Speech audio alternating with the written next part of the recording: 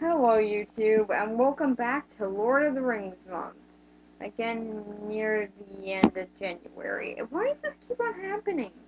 But now we are going to look at my favorite of the four Lord of the Rings movies, Two Towers. No wasting time, let's just get into it. Okay, so for why I'm not doing the story, I'm gonna do something a bit different than what I normally do. Because there is a lot of back and forth in between storylines in this movie. So much more than the first had. Um, and really, I kind of forgot where which storyline goes where. Because I'm just like, okay, so wait a minute, did this scene happen first? Did this scene happen first? Which one happened here? Did this scene happen before this scene? It just got confusing for me, so, what I'm going to do is I'm going to talk about each of the different storylines for these characters. Like, when I talk about Sam, Frodo, and, Gollum, then I'm just going to talk about their whole story and everything that they went through in this movie all at once. Instead of just like discussing, okay, this happened, but then we got to this scene and that would just get annoying. So I'm just going to do that. So let me know if you guys are fine with this, or if you guys want me to just talk about it like individually cuts, like how it was in Return of the King or in this movie Two Towers. Just let me know.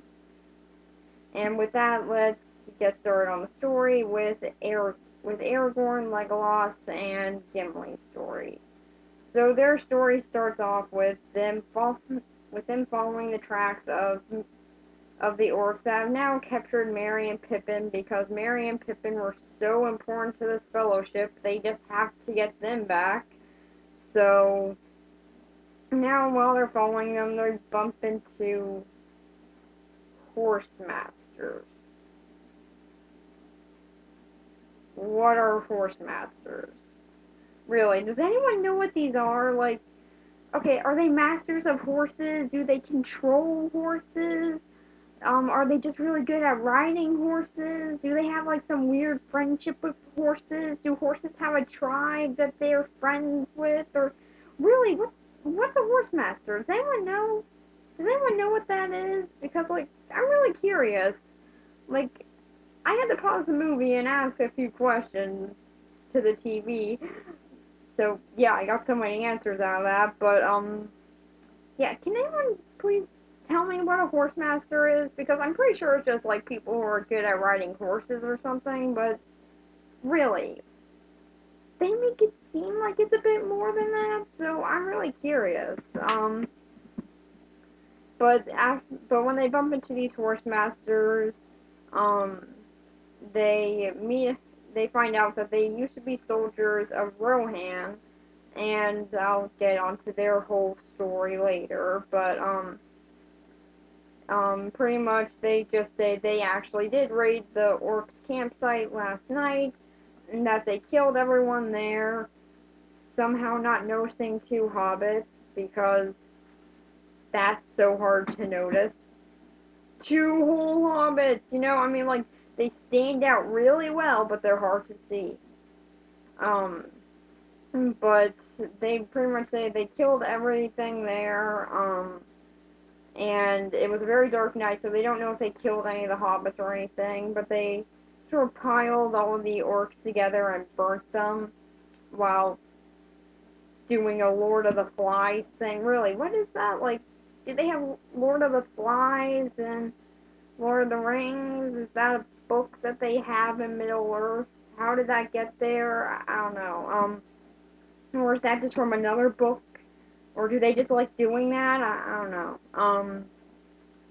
But now pretty much they said that they can just go look and see if their hobbit friends were killed and burnt or not.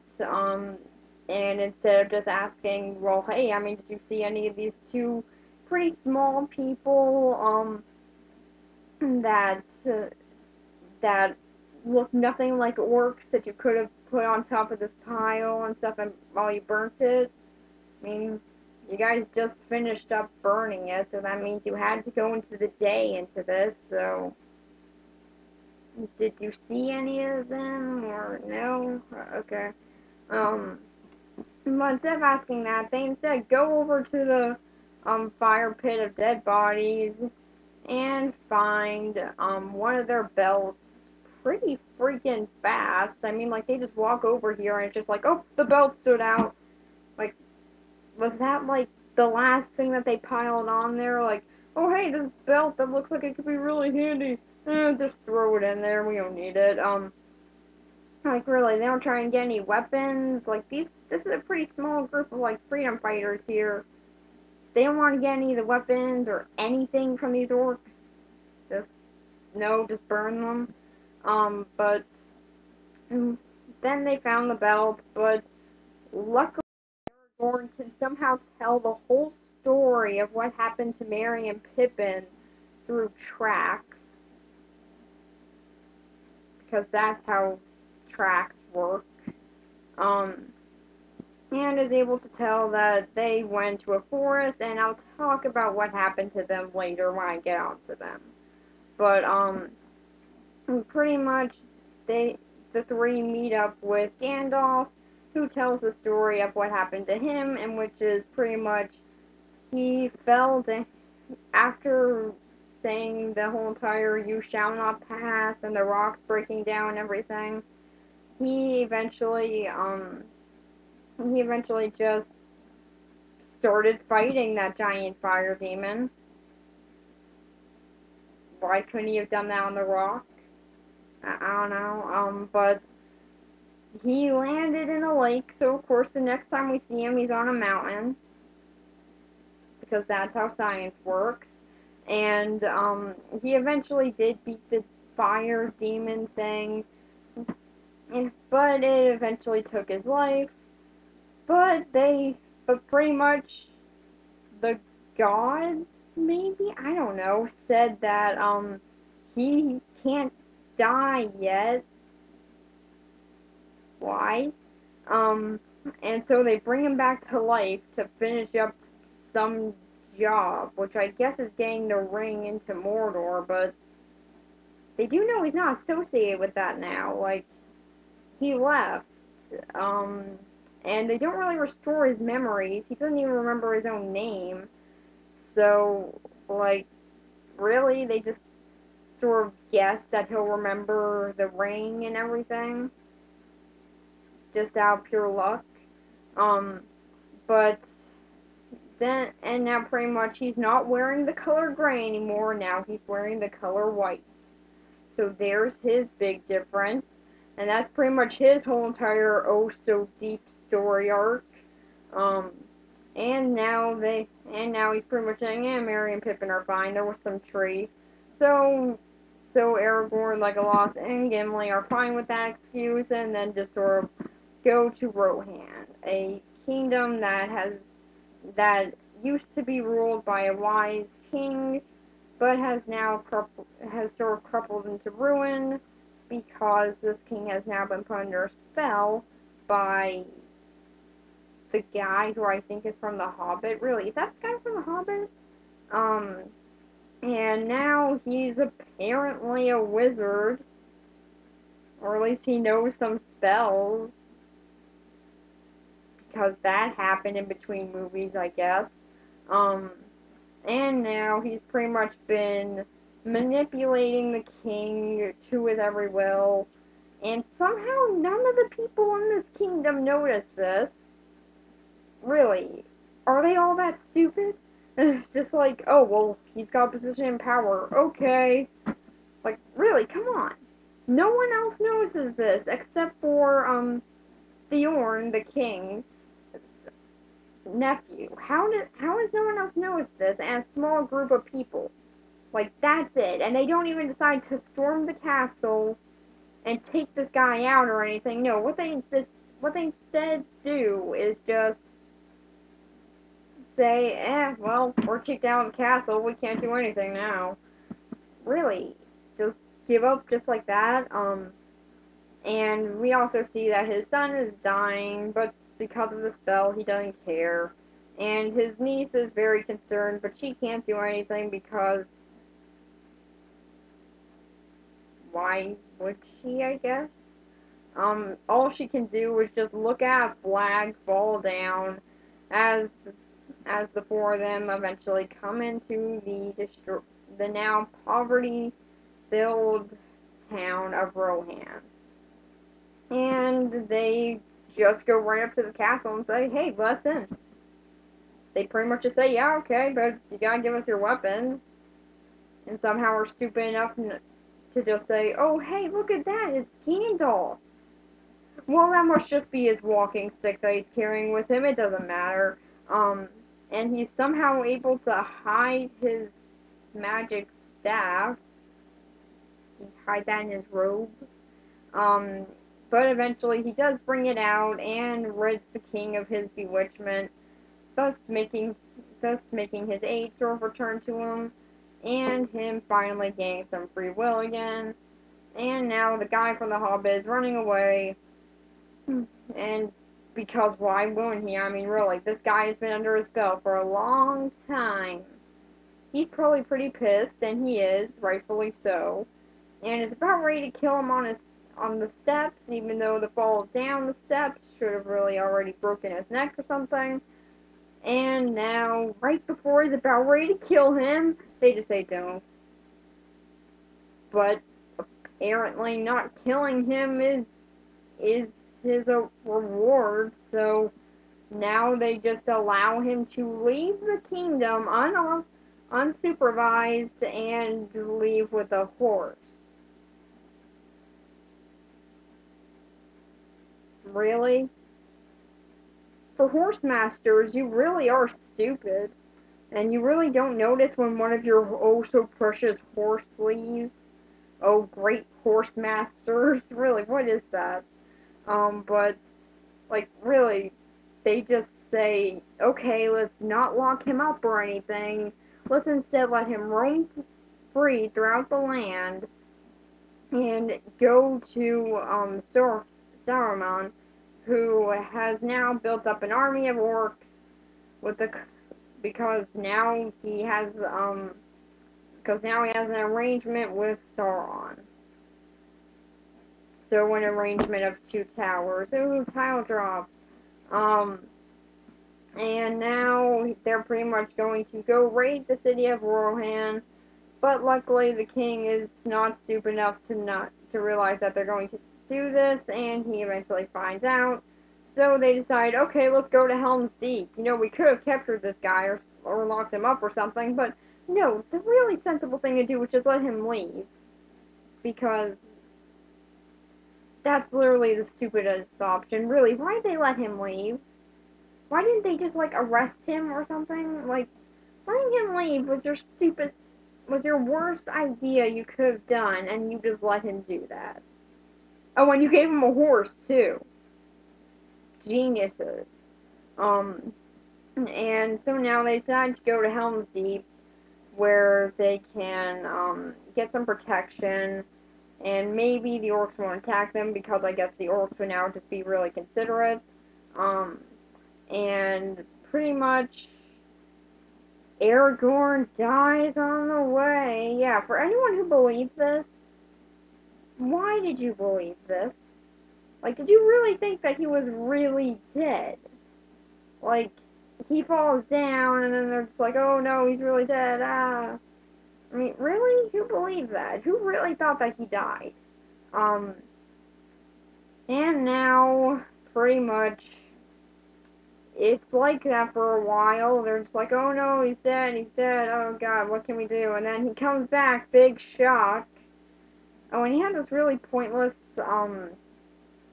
relationship with this girl, Erwin, I think her name was. I'll check on the characters area, but, yeah, they have this really pointless love relationship thing, which really makes no sense because Aragorn is already in love with Arwen. Oh yeah, they had a thing. I forgot to mention that with the first movie because it was so critical. Um, but yeah, now they don't get together. No, you guys are heartbroken. Um, but she pretty much takes his death really hard by going to go cry about it for a bit and then just remembering, oh yeah, there's a war coming up. I gotta worry about that. So she just sort of forgets about it really easily. She felt the worst side of that. But now Aragorn has now come back and everyone rejoices because really everyone should have known that he wasn't dead. Um, and now we get ready for the Battle of Helm's Deep, which they have. It's a big battle. It's actually pretty cool.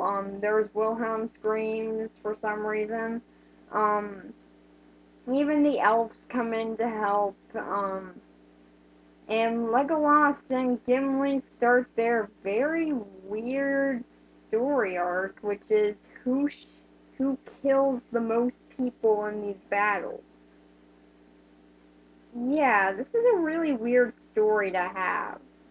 It's just like this is the only bit of development these two get is just shooting people down, and it's just like who got the most kills. Such a developed story.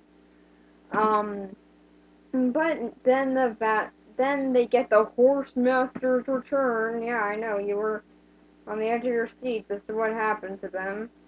And now once they come back, they also are led by Gandalf, and they pretty much destroy all the orcs in this battle, and the day is won. So that's pretty much where their story ends. Now let's go on to Merry and Pippin's story arc. Their story is pretty much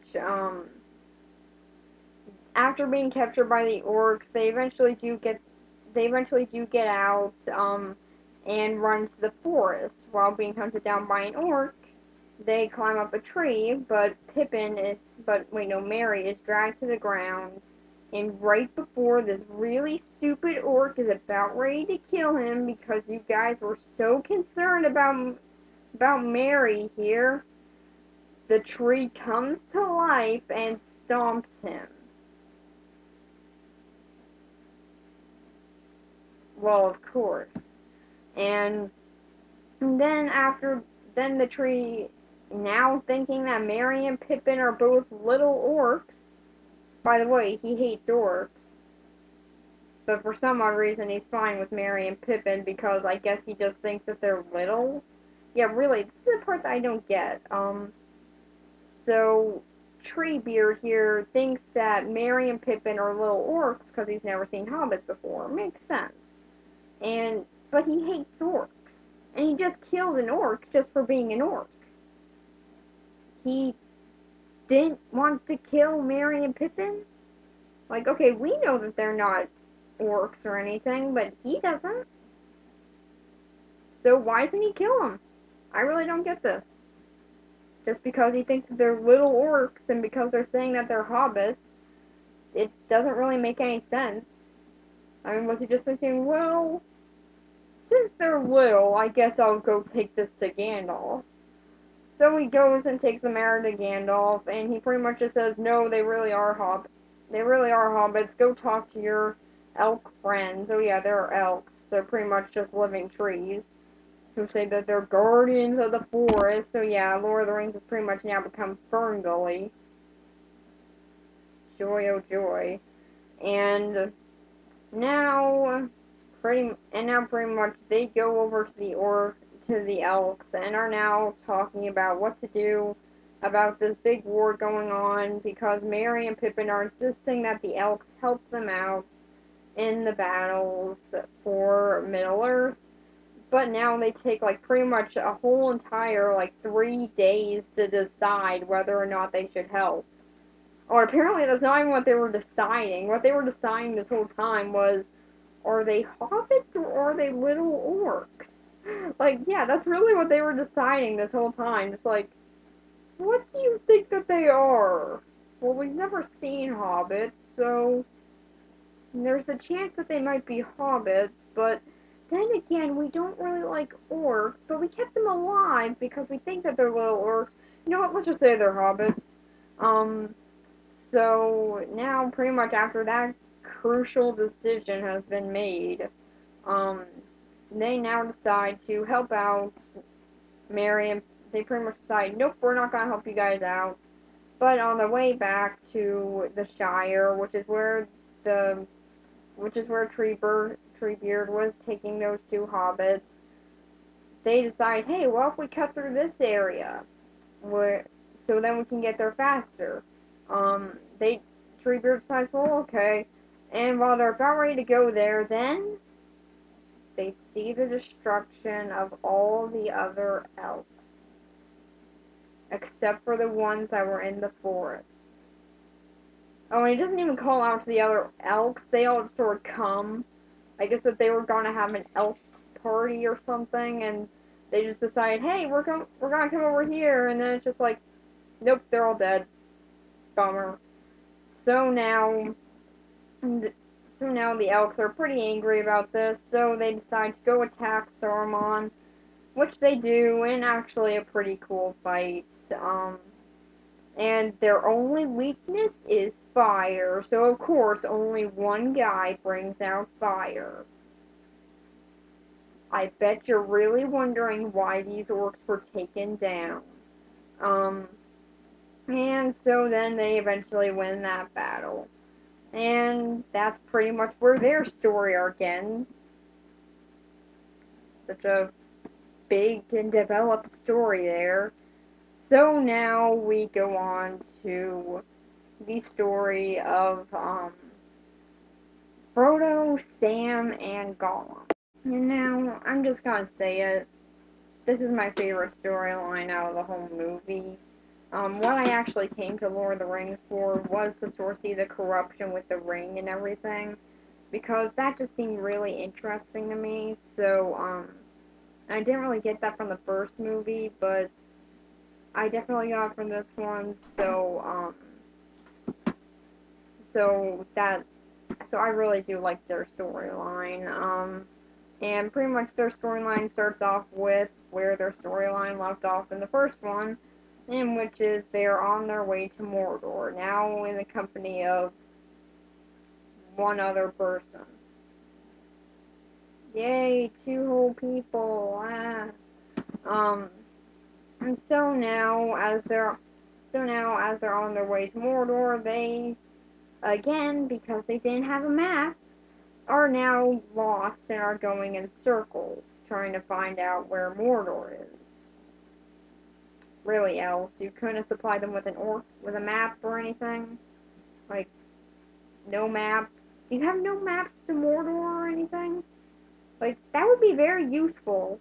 Um, and now, as they are going to Mordor, they're still walking around in circles and everything, but we also learn that the corruption with the ring is getting worse. Because Frodo is not sleeping, eating, or drinking as much as he normally does. Dun dun dun! Really? Okay, so I can see how the sleeping one could be an issue, but you could make the argument here that it's just stress, or that he's just trying to be alert. I mean, okay, yes, we do see him stroking the ring very creepishly, but really, like, Sam's always asleep when he does that, so how does he even know that Frodo is not getting any sleep? Does he just see the bags under his eyes or something? Um, and then also, on the eating and drinking one, did you ever think he's just trying to ration? Because, oh, let me try and remember how much food and water you guys have left. Oh yeah, you have 2 bowls of water and 2 slices of bread. You have 4 amounts of rations. You can't really risk it on having a full feast. So yeah, the drinking and eating one, that's probably just because of rationing. Hello, Sam. You make it hard for me to say that you're my favorite character at times. But Now, apparently Sam is also pretending to be asleep as Gollum now enters, and Sam and Frodo both get the jump on him, and instead of just killing him, because like um like Gandalf said, Frodo feels sympathy for him just by looking at him, because why wouldn't you? Um, Now they instead decide tie tie a rope around his neck, which can easily just be flipped off. Gollum's just too stupid to notice that. And instead decide to drag him around like a dog, not giving him food or water, and carrying him around for no reason whatsoever.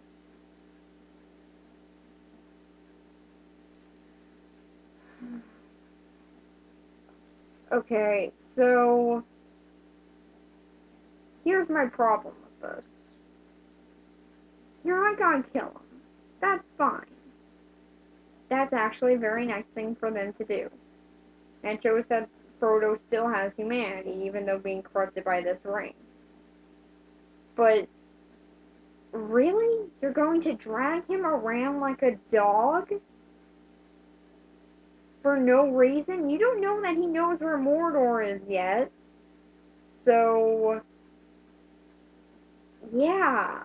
That's just really needlessly cruel. I mean, like, why would you do that? Just to be a jerk? I mean, really, what's the point of that? That's just horrible. Um, but anyway, after that little bit of cruelness, they do find out that Gollum does indeed know where Mordor is. So they decide to untie him and just follow him because, I mean, Gollum's so obviously trustworthy. Um, and their only thing to go on the fact that he's going to actually be trustworthy here is Frodo has the ring. So Frodo having the ring obviously means Gollum's not going to try and steal it or anything, but instead is just going to be fine with it and just follow him. Really? Like, freaking really? Like, that's really what you think is gonna happen. Just like, yeah, he'll be fine. Just leave him alone. He'll be fine. Like, I can understand Frodo making a little bit of a mistake like this because he is being corrupted by the ring, but really, Sam? Like, Sam is untrustworthy of him, I'll give him that, but really? You're just like, oh, well, okay. As long as we have the ring, I'm sure we'll be fine. Like, that's a really stupid idea and a very big risk to take on this mission where you shouldn't have to take risks because there's already enough risk in going to Mordor. Oh yeah, and then they simply walk into Mordor. Boromir, you said that no one could do that! And they simply did it! They just did it! They just, like, take this secret passageway through a lake. Oh yeah, and there's this lake, yeah, well, pretty much the thing with this lake is, whenever you look into it, then you'll see dead bodies, and then you'll want to die in it. And of course, Frodo is stupid enough to do this. Okay, a few problems on this scene. Yeah, I really do love this movie, but I'm not gonna say that there aren't any problems that I have with it. In this one scene, I do actually have ways that they could have improved it. For one, don't make it Frodo. Make it Sam. Because there are a few reasons. One, Sam is not that trustworthy of Gollum. And later on in the movie, he does become more trustworthy. We need to see how that happens. Gollum saving Sam's life could be a perfectly good reason. He instead saves Frodo, who was already trustworthy of Gollum. sort of because of the ring, and also because, well, he just felt sympathy for him. So this doesn't really have that big an impact. It's just like, oh, well, okay, this happened, alright, cool. Um, but then there's this other problem that is the ring. While Frodo's looking into this lake, I never figured this out. Why is the ring just letting him fall into it? I mean, like, okay, if someone else got the ring, then I would understand it, but no one else is grabbing the ring or anything. It's just Frodo who's holding on to the ring. The ring's main goal is to get to Mordor, and yet, while they're on their path to Mordor, the ring just sort of went out of battery or something, and it's just like, oh, well, okay, jump into this lake where you can die, so then you can't get me to Mordor. This is an ingenious plan, I know.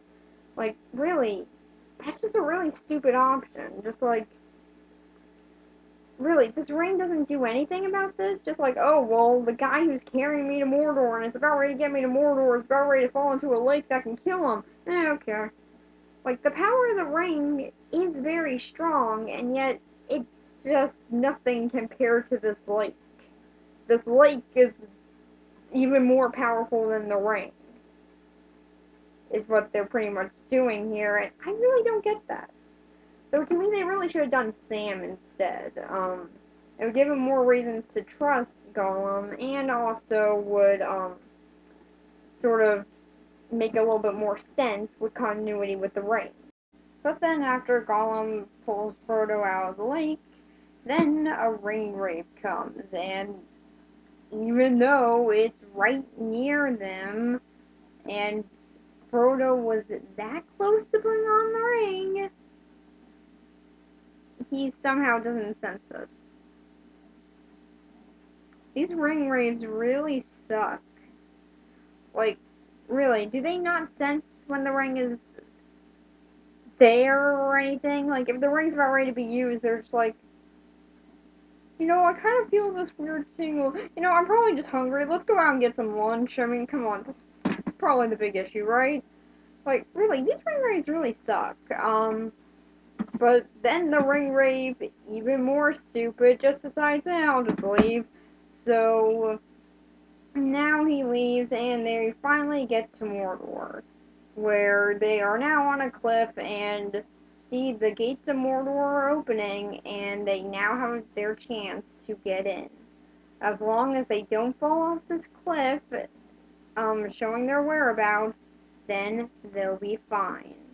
And then Sam falls off the cliff, and Frodo follows him down to cover him up with a somehow invisible cape thing that he just has. I guess the elves gave it to him. And then immediately showing their whereabouts. Thanks, Sam. Okay, Sam is still my favorite character. Sam is awesome, but really? Just like freaking really? Like, we don't even know what caused him to fall. He just sort of fell. He makes it so hard for me to like him sometimes. Like, he's a good character, but sometimes it's hard. Like, with moments like this, it's just really hard to say, oh yeah, he's my favorite character. Yeah, the idiot who fell down and showed where they were. Dang it. Like, really, Sam, sometimes it's hard to just say that you're my favorite character, in this, but, now they decide, even though they weren't seen by the guards or anything, and that they still can just wait for the gate to open up again, that they're too lazy to do that, and instead just want to take this very long pathway, that I guess could be easier, maybe, except it's not, and it takes most of Return of the King to get through, but yeah, they decide, okay, this is a smart plan. So now, they are going through this other path, and which is sort of like a staircase into Mordor, which I guess people built for Mordor. Yeah, did Sauron just say, yeah, the one thing that I really want in my just in my whole entire Temple of Doom is a staircase so then people can easily access it without my knowing. These villains are really stupid in this movie. But while they're trying to get in through the stairway path, they see all these people getting ready to go into battle for Return of the King, and they just sort of look at them for a little bit. Gollum's the only one who's smart enough to say, "Hey guys, let's go." They could notice us, um, but eventually, surprisingly, I know you guys are so shocked, but there are more freedom fighters that come and defeat them. Okay, well, not really freedom fighters here. They're more like this kingdom, which is starting to fall. Um, and hey, these guys aren't idiots, and they can actually see where Sam and Frodo are, so they kidnap them. Again, it was a great idea to just stand there looking at this instead of going to Mordor. Um, But now this puts a big gap in their plan, and they are now thrown completely off course by the brother of Boromir, who pretty much is doing the exact same thing Boromir wanted to do. Except he's taking a, except he's taking action and actually threatening Frodo instead of just saying, "Hey, give me the ring." No, oh okay. Instead of just doing that like his brother did, he's actually threatening to kill Gollum because he's drinking out of a forbidden pool.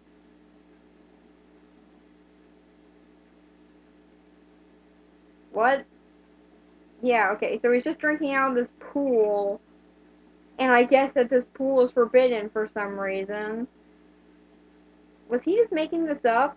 Like, it really feels like he was just making this bit up here.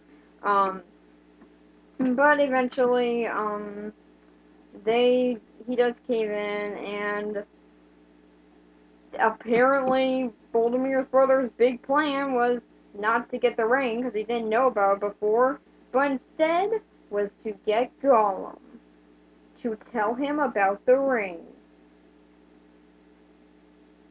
Yay. Um, so now he knows that they have the ring, and Sam's actually making a very wise decision, saying, "Hey, Frodo, put on the ring so then you can get the heck out of here." But he doesn't do that because the ring is too strong, I guess. And I guess no one wanted to see that smudge tool effect again, so now he's just deciding not to put it on because the ring is corrupting him more? Yeah, if the ring is corrupting him more, shouldn't he want to put it on? Like, Sam's even saying put it on, and Sam's really cautious about this ring. I'd say right now is a pretty good time to do it, but now it's been too long, and the and now Boldemir's brother is coming down to try and get the ring. He can't just take it off Frodo's neck, because that'd be too easy, I guess. So now, pretty much the ring is starting to corrupt him even more. But now they're deciding to take him to Voldemir's brother's kingdom, which is still falling in ruin, just like Voldemir said it was. And even though they could actually help, and really, I don't get it. Why is this? How would this ring be helpful here? I mean, you're fighting Sauron, who can see through the eye of the ring. Um, and what's the ring gonna do? Turn you invisible. Yeah. Such a helpful device in war.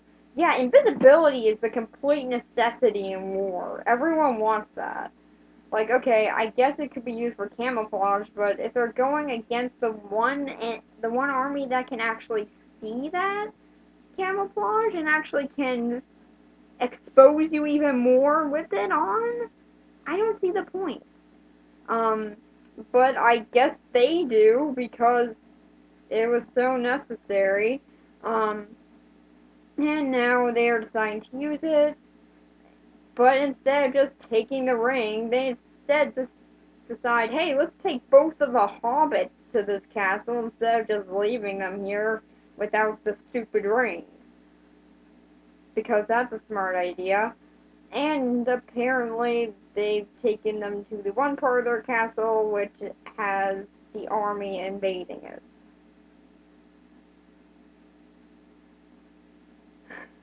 Really, are all the people who are supposed to be villains in this movie just complete idiots? Um, but and now the ring has truly started to corrupt Frodo, and really, I gotta say, this is a pretty cool scene. Um, the ring has now corrupted Frodo in a way that is actually making him walk out through this battle. For some odd reason, no, he doesn't get hit or anything, or no one's questioning what the heck are you doing, aside from Sam and Boldemir's brother. But outside of them, no questions asked. And now he's actually going out to a ring grave to try and give him the ring. And this ringwraith probably still can't see him when he's right in front of him, though. So he needs to put on the ring so we can actually see where he is, because these ringwraiths are so great at their job. Um, and as the ringwraith is about ready to grab him, and as Frodo is about ready to put on the ring, Sam ran out here too, apparently, and now pushes Frodo down. In which Frodo great reaction to saving him was, get out your sword and hold your friend right at the point of your sword. I guess thanks go differently in Mordor. Um, I guess things are done differently in Middle Earth, and I gotta say this is actually some pretty good acting here.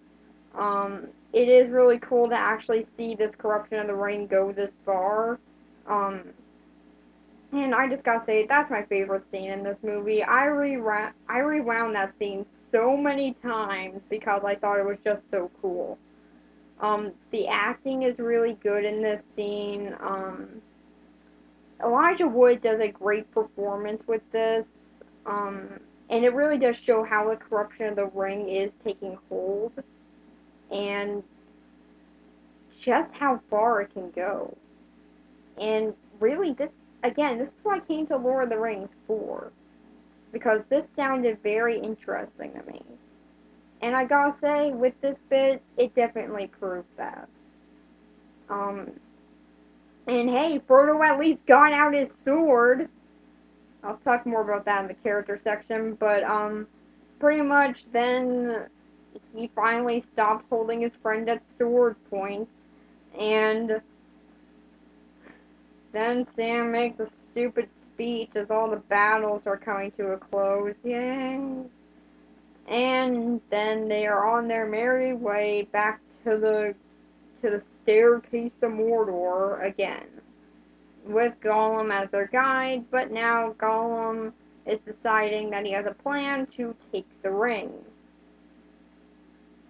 And then that scene that made everyone think, is Sam and Frodo gay in this movie? Comes up, and really, yeah, I can kind of see where people got that idea. Really, I never viewed these characters as gay or anything, but I can definitely see how people could have gotten the idea from that scene. That scene is just, oh my god. But it's just like, it's a really badly done scene. But, and that's pretty much where our movie ends. Now the hobbits are on their way to Mordor, and, um, Aragorn, Legolas, Gimli, and Gandalf are going over to try and meet with Merry and Pippin and Treebeard. And then our movie finally draws to a close. And I just gotta say it, this movie's even better watching it a second time. The story is mainly what does it, but it's also the characters. To me, and the characters are sort of what can get you through a movie. Because if you have good characters with you, then even if the story's really bad, if the characters are really done well, then you can have a good movie. Um, and I think that's done here with this, but the story is also very good. It does go more deep into the corruption of the ring, and even showing some of future events that could happen with this corruption with Gollum, which is awesome. I love how they show that. Um, and it's also nice to see that Frodo does have a bit more humanity and is trying to help someone else who has been corrupted by this ring because he knows how it feels. That does make this character get a bit more depth. And oh yeah, and also boring there's this story arc between Aragorn and Arwen. Um, there's a story with them both being in love and everything, and how Arwen can't be with Aragorn anymore because he's eventually gonna die, and she's just gonna be left alone. And I will say, even that story arc is pretty interesting. So to me, if there's one word I can use to describe this story, it's more. Everything from the first movie has been amped up so much. The battles are bigger. There's a lot more interesting bits with the ring. Even though there are only like 40 minutes with Sam and Frodo, yes, I actually did count. I brought out a little stopwatch with me, just to count how long they were actually in this movie. It's only like 45 minutes. But they do everything that they can with it, which is, it just gets great with that bit. It really does get interesting, and they really do take this corruption very far, and I like how they show it. It's shown very well, and the stuff with the king and everything going on with Rodan and everything is still pretty cool. The Battle of Helm's Deep is awesome, even though the characters do kind of throw themselves into death a little bit too much. Like, there's one moment where they literally jump into a whole entire area of orcs. Like, this whole entire army, they just jump right into it. Like, really? The villains in this movie, I will say, looking back at it, they are really stupid in this movie. That's the only thing that I feel like is kind of dumbed down a bit more from Fellowship, because at least in Fellowship, you felt how big these villains are and how much they can do. With this movie, you kind of think, really, they're that stupid? But outside of that, they are pretty. It is a very well done story. Even the stuff with Arwen, who, again, I do think is annoying. I will say she did have an interesting part in this movie. Even though she doesn't fight or anything, it is still cool to see her going through what it's like to be immortal and how this would impact her and everyone around her, and just sort of her own feelings and everything. It does get very interesting on that standpoint as well. Although I don't really get why they do this in Return of the King as well, um, it is still pretty cool how it's done here. I will say, like with the montage, that's pretty much just saying Arwen, Aragorn is going to die eventually, and then you'll be left with nothing. That's pretty much the good part of her story, and that's pretty much what they do with this movie. That's pretty much where they go with it. And that girl whose name I forgot right now, let me see what it is, Ewan, I will say her love story arc thing with Aragorn is really stupid. That I really don't get, but for the most part, her story does go somewhere at least. I will give it that. And the story, I just love this. This is also, there's a reason that this one's my favorite out of the Lord of the Rings movie. is because of what they do with this story and with the characters. I will talk about the characters in more detail later, but for now, the story, I'm going to give that an 8 out of 10. I really love this story. I love what they do with it. They develop so much, and it's just so well done. And the acting does very much support it. So, yeah, the story, I think it was done much better than Fellowship. It was just a really good story. I like what they do with it. On to the characters. Alright, so for the characters, I'm really just gonna talk about their development throughout these films for the recurring ones, and I'm just gonna talk about the new characters in these movies, or at least the ones that even got an important line said. Because like the horse masters and everything, I'm just gonna skip over them because the freedom fighting horse masters, I didn't see having any real point. They were just kind of there. Like, oh no, he kicked out his nephew.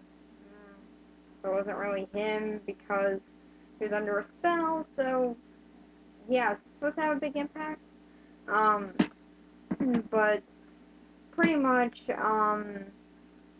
for the characters in this, for the recurring characters in this movie, um, Gandalf does not get any new real development with his character, but that's okay because he's Gandalf and he's awesome, so he's fine. Frodo, I will say this though, he does get a lot more development with the corruption and everything, and hey, he brings out his sword twice! That's like the most that he brings out his sword. Wow, he actually brought out his sword. I was actually surprised when I saw him do that. I thought he was just gonna carry that thing around for moral support the whole time. But hey, he at least drew it once and twice, so there's something. It might not have been for the best reasons, but hey, at least he got it out. Um, and so I will say that as the corruption of the ring got worse, he becomes more of an interesting character. So that's pretty much all I gotta say on him. He gets more interesting as the ring starts to corrupt even more. Um, and then we got Arwen's story arc, which is pretty much how she feels about immortality and everything. I will say it does give her a lot more character, and it does actually make me feel a little bit bad for her at times. So yeah, I would say that this is definitely the best time that she's represented in all the movies. And Return of the King, yeah, we'll get to that when we get to that. Um, Sam doesn't really get any character development. Gimli and Legolas, there was not really anything. It's just pretty much their big development of this movie is their how many people did you kill contest. And really, that needed to be a contest. And um, Aragorn, I will say they do give him a little bit more character and how he feels about Arwen and everything, and I do at least see a little bit more good leadership and kingly skills coming through because he is leading the people of Rohan through the Battle of Helm's Deep and everything, and I will say he does lead them very well. So that's pretty much it for all the recurring characters in this movie. I know there are like elves and everything, but like I didn't talk about them at first, so I'm not gonna talk about them now. Although I do think that we actually did get to see the elf from the Hobbit movies come back, maybe. So that was kind of cool. But so starting off with the new characters, I'm going to start off with probably the one that has gotten the most critical acclaim, Gollum. And by critical acclaim, I mean the effects area, in which he looks great. I know it's been said a lot, but he looks great. Um, and they were actually going to make him a guy in a suit, and they actually did have the suit all ready to go and everything, but they didn't do it because they wanted to try it in computer animation and everything. So there's something, and I guess that they were going to use this suit as a fallback. But pretty much what they did is something that I think more movies should try and do. They got the guy who made the suit in the computer animation area. They got the guy who actually knows what he's doing with texture, skin layers, everything. He knows what he's doing with this. So he knows how to make it look convincing. And dear God, why don't more movies do this? I mean, this is a great idea that I've only seen be done once, and that's in the Lord of the Rings movies, and I gotta say, it's a great idea, and I don't know why no one else uses it, because it is so effective. Um, but outside of that, Gollum's character is rather interesting as the second person to be corrupted by the ring, which is pretty cool. We do sort of see his corruption. We see how far it pushed him, this obsession. And he actually did get a split personality out of it, in which I will say they play around with it a lot. And the way they play around with it is just great. I love how they play around with this thing. They just sort of mess around with how this corruption worked with them and how the split personality hacks and everything. They take full advantage of it, and I'm really thankful for that. He did get kind of annoying to me in Return of the King, but outside of that, he was really cool. And I really do like what they did with him. Then we have Erwin? Eowyn, I think, who's sort of Mulan in these movies, and really, the one thing I don't get about her is that why isn't she allowed to fight in the Battle of Helm's Deep? Like, okay, I get the time period and everything that they're going for in Middle Earth and everything, but really? There are female elf fighters too, and they're saying that they're outnumbered, and which is why they need to get in children to help fight. I usually don't complain about these things, but to me this is just really stupid because they are outnumbered. They're getting children into this battle. And they think, okay, well, some of our women know how to use swords. Do you think that we should get them in here? No. Why? Because they're women. Oh, well, okay then. Sorry I mentioned it. Really? Why are we following you into battle? Like, really, that's what I don't get. Is like, why were people questioning his motive here? Like, even his own niece knows how to fight. And then he's still just like, nope, don't bring her into battle. She doesn't need it. But I'll tell you that she is still a kind of cool character, but she does get cooler in Return of the King. But if I were to have one problem with her, is her stupid story arc with Aragorn. Now, I've already brought this up, but I gotta do it again. This is such a stupid story that's going on with her. It's just like, okay, so she likes him. And then she just stops liking him. Okay, what was the point of that? Like, she even finds out that there's another girl that he likes. So, even then, she doesn't give up. She's still just like, I will win your heart one of these days. Oh, wait, no, I won't. Oh, hey, look at that, a hobbit. I might as well go and try to date him because I can't date Aragorn over here.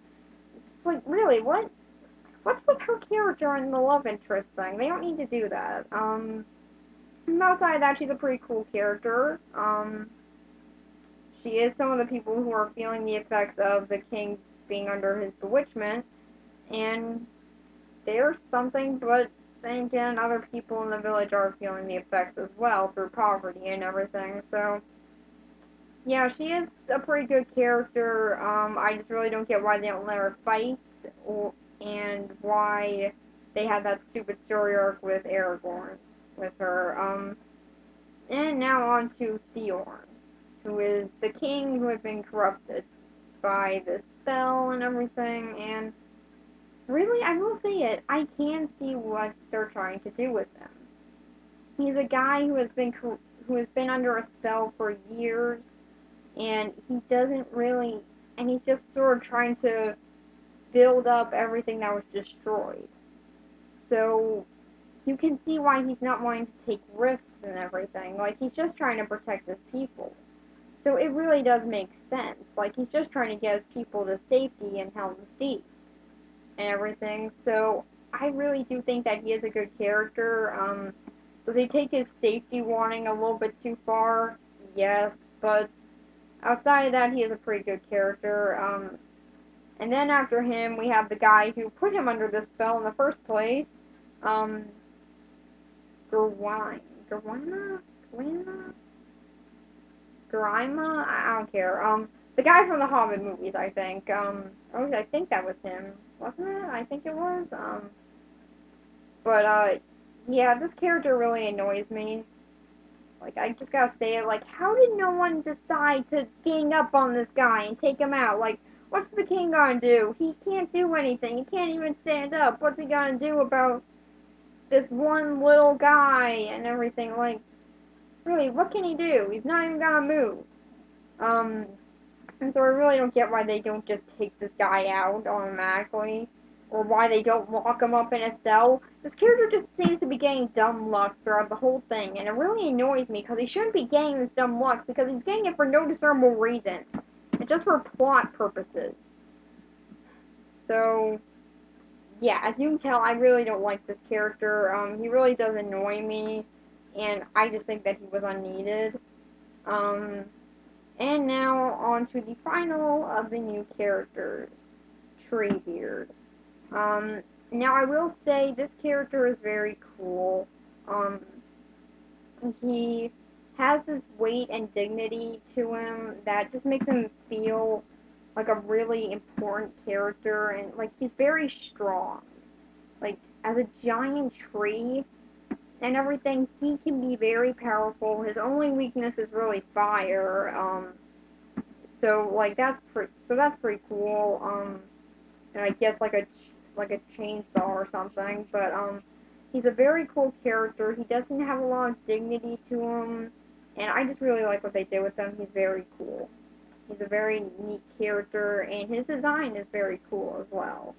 Like, you can tell he's a very old tree, but he still does have this proud weight on his shoulders, and he takes dignity in what he's doing, along with all the other elves. But we just don't really get to learn about these other elves as much, so that's pretty much it for the characters. And again, 8 out of 10.